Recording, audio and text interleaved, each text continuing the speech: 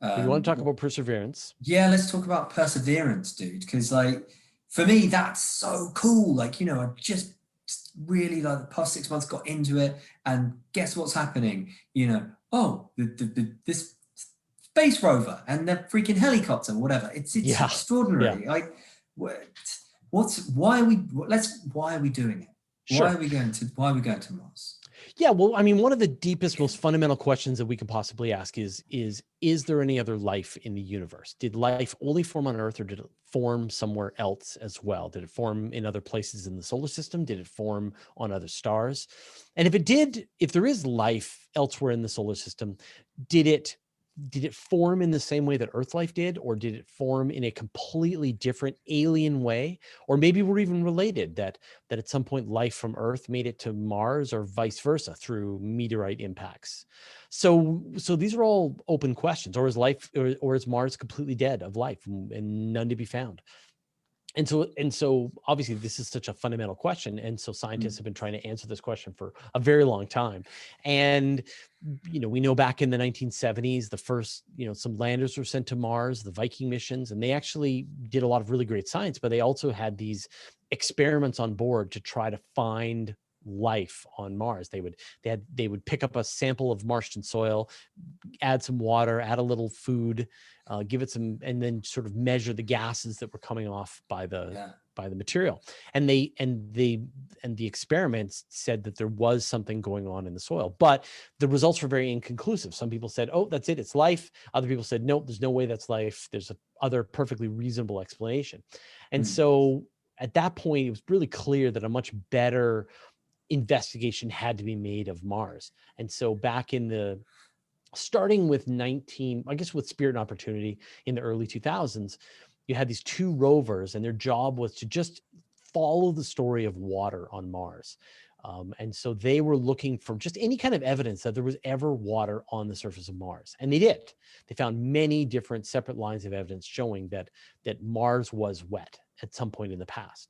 And so Curiosity, which is a dramatically bigger, more comprehensive rover, went to answer the question, was water on the surface of Mars for a long period of time? And Curiosity found that yes, indeed, water had been acting on Mars for thousands, if not millions of years, that there was the kinds of clues there.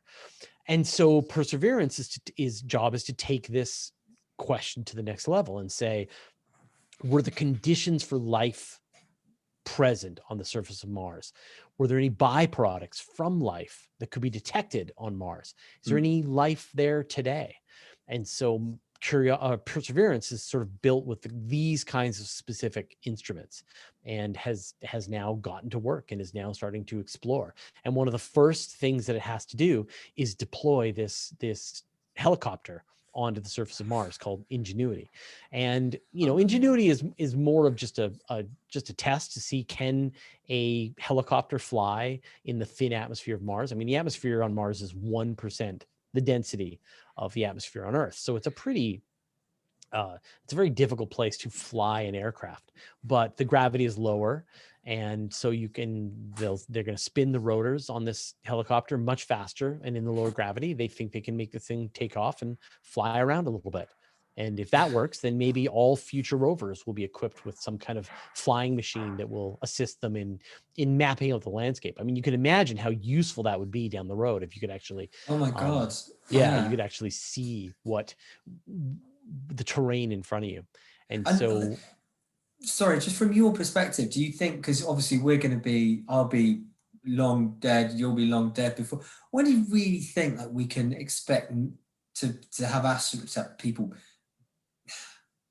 like building on Earth, on on Mars? Mars, like When when will could, human beings go to Mars? I mean, in our lifetime, I presume, Hmm. I hope, I really Yeah, I mean, hope, if Elon but Musk has his way, there's going to be people on Mars in about 4 years. yeah, but I think what I mean is more like settlements. Do you know what I mean? Where we're really Hmm. starting to take a foothold in Well, our own solar system. I don't know if we ever will. Hmm. I think I can see us having some kind of science base on Mars in the same way that we have the International Space Station, the way we have a base in Antarctica.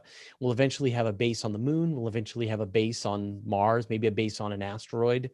So there will be scientific enterprises, but I can't imagine in the near future that anyone's going to want to live on Mars for any I long want to period. live on Mars. I've You seen The say Martian. that. Hold It's on. You great. say that. But why are you Matt not Damon could be living? my mate, my Oh, neighbor. but why are you not, if you want to experience that, why are you not living in the Canadian Arctic right now? Why are you not, Yeah, right? Like if true. you want to live in an extreme environment, you can go to places where there is no water, where it's brutally cold, where there's very little to do. But then you can also add, if you want to really like kick it up to the next level, make sure that you only breathe from some kind of supplemental oxygen, and you spend most of your time in a hole in the ground because I'm gonna do you're that. protected from the radiation. Yeah. So I I'm mean, gonna do that. then you are ready to simulate the experience of living on Mars. Yeah, The reality quickest way to is get a that divorce. we live, yeah, well, exactly, right? We live in the most perfect planet in the entire universe, which is Earth. We have now, it's partly because we evolved to live in this environment. Um, but we have oceans, and we have forests, and we have breathable air, and we For have now. animals, and we have, well, sure, yeah, for now, yeah. I mean, who Yeah. knows? We might turn Earth into Venus, and then we have to turn Mars into Earth. Who knows? But for now, so I think that just as people have tried to go and live in Antarctica, like you could, yeah. I mean, there have been attempts to live in places like Antarctica, but they don't last very long, because once the initial wonder of like, woo, we're building a society in Antarctica wears Right. off, and Yeah. then there's the constant hunger and Yeah. penguin attacks, and then you just think, well, maybe the weather in I'm England's going not so home. bad. Yeah, Maybe the I mean, Canadian winter is not that rough. yeah, So I mean, it's I crap watching my football team constantly lose, but I mean, yeah, well, you could do that from anywhere. Yeah, time delayed. But I think so. I really think that we need to find good reasons why we're going to want to live in those other places. And with our current level of technology, that just doesn't exist. They're just awful. They're awful, awful, awful. Hmm. That they are trying to kill you all the time. And it's only through technology and hard work that you can just stave off inevitable death. And that's no way to live. It's a terrible way to live. So I don't I know. It sounds don't. like a lot of my relationships that I've had over the years.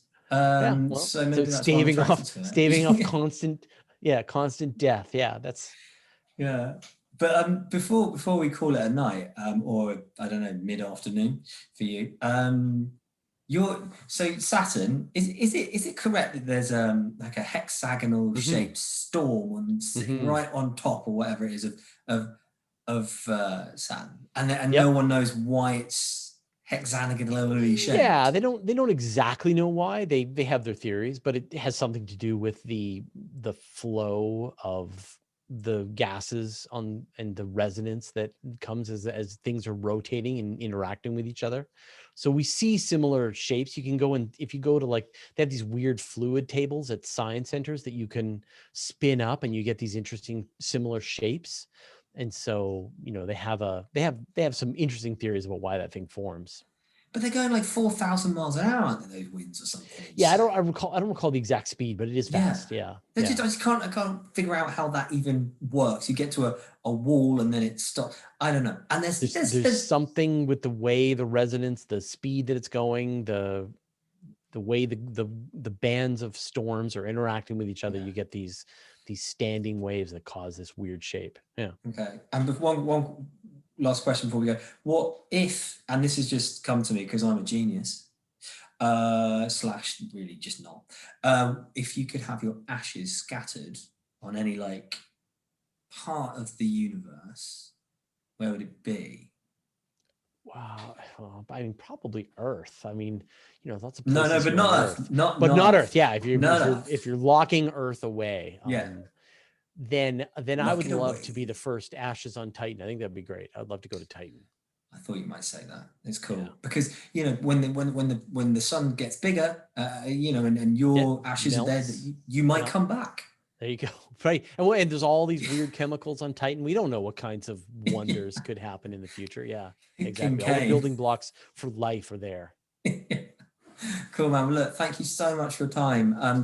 I mean, I'm gonna tell people like where they can find your show anyway. But is there any specific thing that you would like people to go towards at this particular moment Well, in I time? think, if you're into space and astronomy news, you're mentioning the podcast, which is obviously great, but the newsletter that I write every week, I think is sort of the thing that I'm proudest of right now. So if you go to universetoday.com/newsletter, you'll get this giant magazine that I write every Friday and send out, which is really kind of every interesting story that's crossing my desk as I do my job as being the publisher of a space news website.